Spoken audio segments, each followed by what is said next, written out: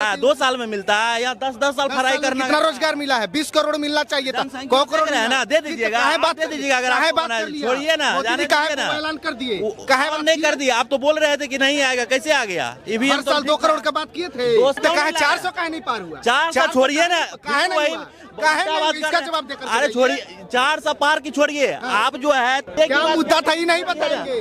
लोकसभा मंगलसूत्र था भाई, मतलब ना मंगलसूत्र चोरी था, भैंस चोरी था, यही मुद्दा है ना, होते रहेगा, यही मुद्दा था। ऐसे रहेगा, चाय उबलते रहेगा। नीट में क्या हुआ, जवाब देंगे। अच्छे अच्छे नेता को हरा दिए। अगर उनको अपने आप पर आत्मविश्वास होता तो 2 जगहों से चुनाव नहीं लड़ते। बीजेपी के पास क्या मुद्दा था? बीजेपी के पास में यही मुद्दा था।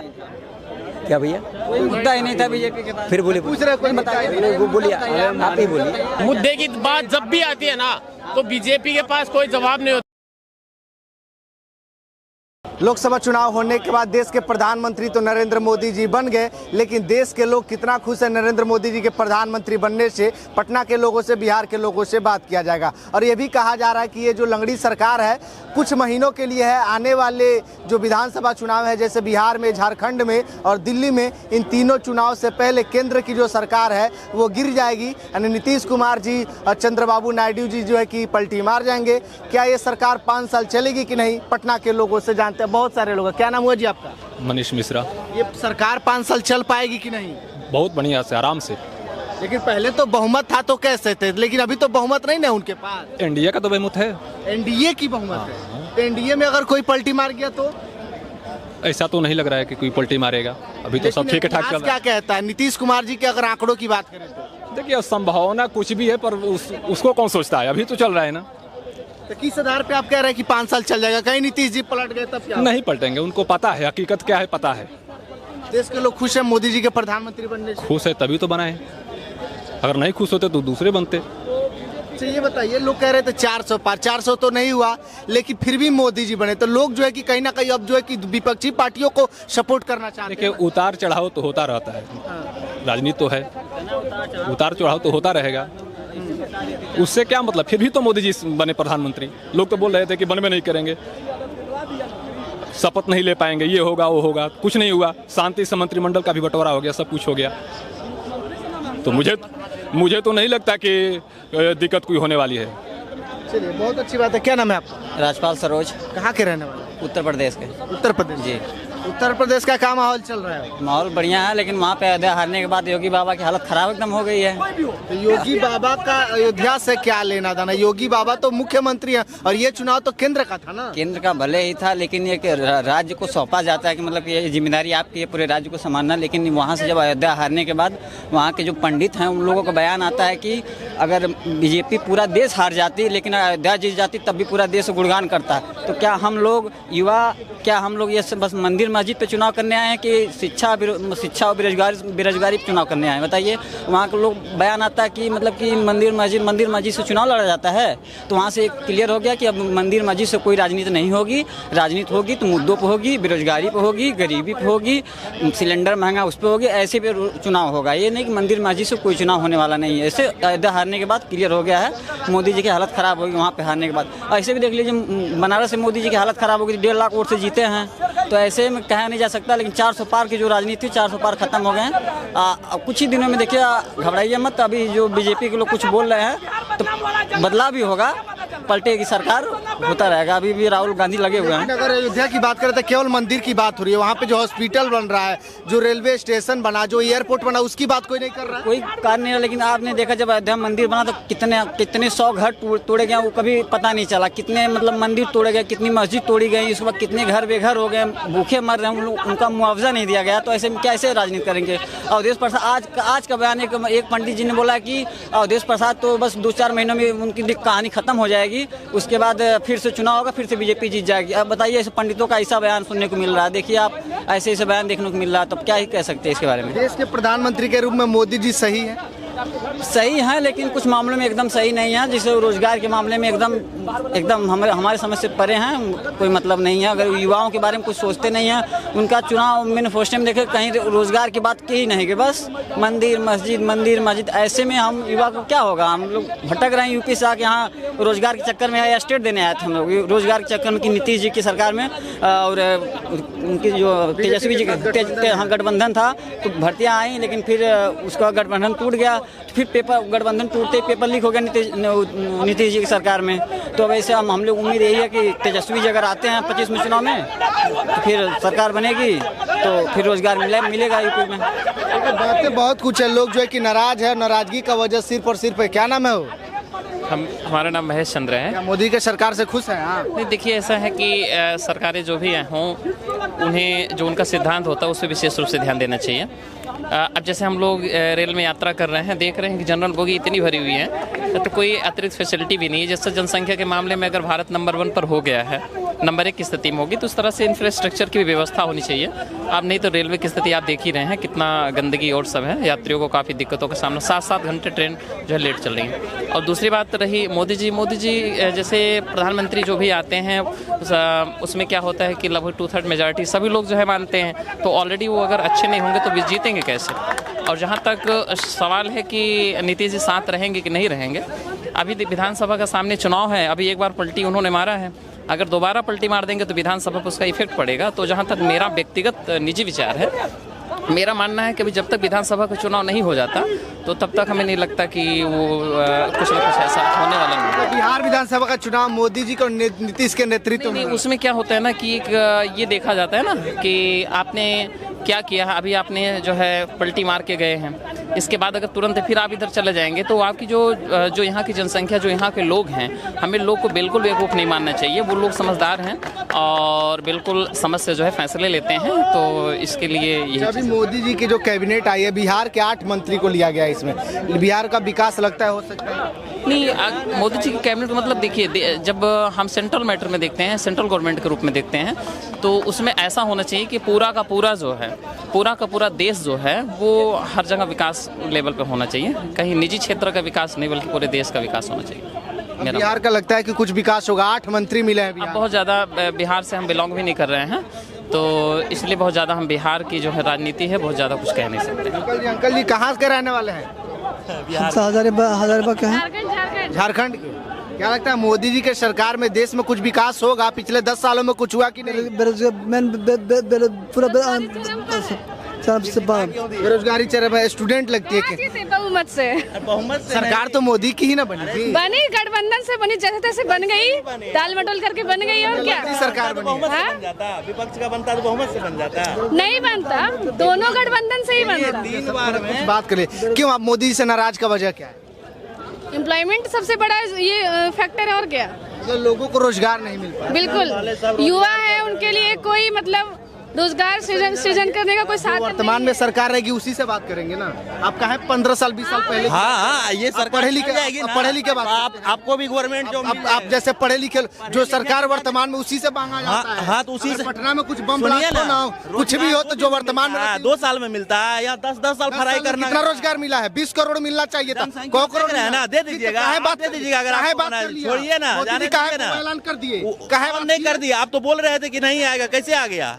हर साल 2 करोड़ का बात किए थे, 2 साल नहीं किए थे, उसके बाद भी क्यों आ गया? आप ही से पूछना चाहते हैं। रोजगार नहीं दे रहा, बात करिए तो क्यों आ गया? आप बताइए, आप बताइए, मुद्दे पे कर रहे हैं। 5 साल सुनिए, मेरी बात सुनिए, ये जो 5 साल में ये जो 5 साल का कार्यकाल है, इसमें को मुद्दा पे मोदी जी चुनाव लड़े? एक मुद्दा वो नहीं, जो जीता वही सिकंदर। आप क्यों जीता है? उसको हराने वाले थे, बना देते विपक्ष का सरकार। वो बेरोजगारी दे रहा है, नौकरी नहीं दे रहा है, कुछ नहीं कर रहा है, अपराध बढ़ रहा है, फिर भी जीत रहा है। इसका मतलब पब्लिक बेवकूफ है।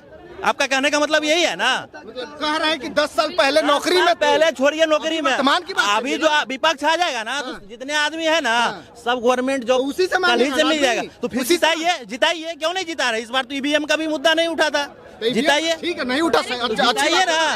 अरे छोड़िए, तो क्यों नहीं जिता रहे हैं? क्यों नहीं जिता रहे हैं? अरे दूसरा प्रधानमंत्री अभी तक कहा 400 कहीं नहीं पार हुआ। 400 छोड़िए ना, काहे नहीं हुआ? काहे नहीं हुआ? इसका जवाब देकर अरे छोड़िए, 400 पार की छोड़िए। आप जो है 3 बार लोकसभा चुनाव लड़े और ये जितना एक बार में लाया है 240, आप 3 बार में नहीं लाए हैं। जाके देखिए, पढ़िए, जानिए। क्या बात, 38 पार्टियों के साथ 38 पार्टियों के साथ 38 पता है कि नहीं? 38 पार्टी नहीं, सबका औकात पता लग फिर भी 240 लाया नहीं। क्या अकेले दम पे कांग्रेस 3 बार में भी नहीं ला पाया, 3 बार में भी नहीं सेंचुरी छू पाया। यही मुद्दे की बात करते हैं। क्या मुद्दा था ये नहीं बताएंगे। लोकसभा में मंगलसूत्र था भाई, मतलब ना मंगलसूत्र चोरी था, भैंस चोरी था, यही मुद्दा है ना, होते रहेगा, यही मुद्दा था। ऐसे रहेगा, चाय उबलते रहेगा। नीट में क्या हुआ जवाब देंगे, नीट में क्या हुआ जवाब देंगे। भाग कर आइए, नीट में आइए, नीट में क्या हुआ जवाब ठीक कर रहे हैं ना। सुनिए ना, 13 में भी ठीक कर रहे थे, सुनिए 13 में भी बोल रहे थे, 13 में भी बोल रहे थे, 18 में भी बोल रहे थे, ठीक है। इस बार भी बोल रहे हैं, अभी बहुत समय है, टाइम है। अपने लाइफ में आज तक अपने लाइफ में 3 बार किसी को प्रधानमंत्री बनते हुए देखे हैं? नहीं, बहुत लोग बने। आप कर रहे हैं, आप देखे हैं? आप हम नहीं देखे, आप देखे हैं? अभी हम देखे हैं। किसको देखे हैं? मोदी को देखे, मोदी को देखे। आप इससे पहले नहीं देखे? नहीं देखे। क्या साल बाद आया पूर्ण बहुमत की सरकार, ये मालूम है आपको? बताइए क्या साल बाद आया?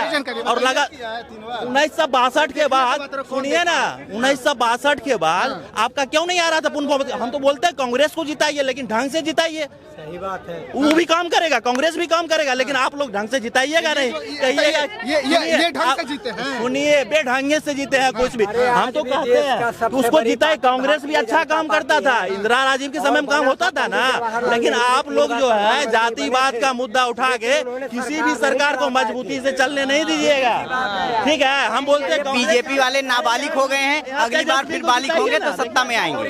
तो हम ये जानना चाहते हैं, ये तो चुनाव हुआ, किस मुद्दे पे हुआ? तो 2 को तो मुद्दा बताइए। छोड़िए, हम कुछ नहीं था। ये क्या मतलब, क्या सबको मालूम है, मुद्दा की बात सबको मालूम है, मुद्दा सबको मालूम है, सबको मालूम है। कुछ नहीं मालूम है, खाली हवाई बात करेंगे आप, खाली हवाई बात करेंगे आप। ये लेकर के किस लिए खड़े हैं? हम तो तर्क करने लगे। आप तर्क करने लगे, आप खड़े हैं ना। आपको पता होना चाहिए, आपको यह पता होना चाहिए कि जब पंडित जवाहरलाल नेहरू 3 बार प्रधानमंत्री बना था तो सरकार चली थी क्या? पूरा नहीं चली थी, नहीं चली थी ना, सरकार गिर गई थी ना। ये 5 साल सरकार चलेगी, क्योंकि आज के डेट में भी भारतीय जनता पार्टी अपने भारत के अंदर में सबसे ज्यादा सीट लाया है। आपको पता है? 242 सीट लाया है ना। उसको अलायंस में भी जो भी पार्टी है, सहयोगी पार्टी, उसके दल से सरकार बनाया है। लेकिन ये सरकार चलेगी भैया, ये सरकार चलेगी। क्यों, मतलब आपको ऐसा क्यों लगता है? मुझे लगता है ना, मुझे इसलिए लगता है कि इन्होंने जो 10 साल सरकार चलाया उस पर मुझे विश्वास है और गर्व है, और मुझे फायदा दिख रहा है और लोगों को फायदा दिख रहा है। मुझे 10 किलो राशन नहीं चाहिए, बहुत सारे गरीब 5 किलो राशन में ही खुश है यहाँ पे, ठीक है। रेल मंत्री भी रह चुके हैं ना, कौन? लालू जी भी रहे हैं, नीतीश जी भी रहे हैं। ये पटना जंक्शन आप देख रहे हैं, पटना जंक्शन लालू जी के राज में था ऐसा? नहीं, बिल्कुल बहुत बाद में अपडेट हुआ है, बहुत अपडेट हुआ ना। 15 साल लालू यादव, राबड़ी, वर्तमान सरकार से ही करेंगे ना। आप मांग सकते हैं, आपका मांगना जायज है। आप जो वर्तमान में सरकार होती है आप मांग कर सकते हैं, लेकिन अन्यथा आप किसी को गलत नहीं कह सकते हैं, गलत नहीं कह सकते हैं। और गलत जनता करेगा। जनता ने जनादेश आज भी भारतीय जनता पार्टी को ही दिया है, इसलिए आज भारतीय जनता पार्टी की ही देश में सरकार है। अगर इंडिया अलायंस गठबंधन को सरकार अगर जनता चुनती तो इंडिया अलायंस का ही सरकार बनती, या सहयोगी दल हो, या नीतीश बाबू हो, या हमारे तेजस्वी यादव जी हो, या अखिलेश यादव हो, या कोई भी, अन्यथा हमारे देश के जो भी पार्टी है, अगर जिसे सहयोग देगा उसकी सरकार बनेगी, ठीक है। और ये 5 साल भारत में रेलवे में 24 लाख, पूरे भारत में 24 लाख। हमारा युवा कितना पूरे भारत में? 150 करोड़। कहाँ से नौकरी मिलेगी? 150 करोड़, 1 सेकंड, 150 करोड़, 130 करोड़ तो रोज सफर करता है।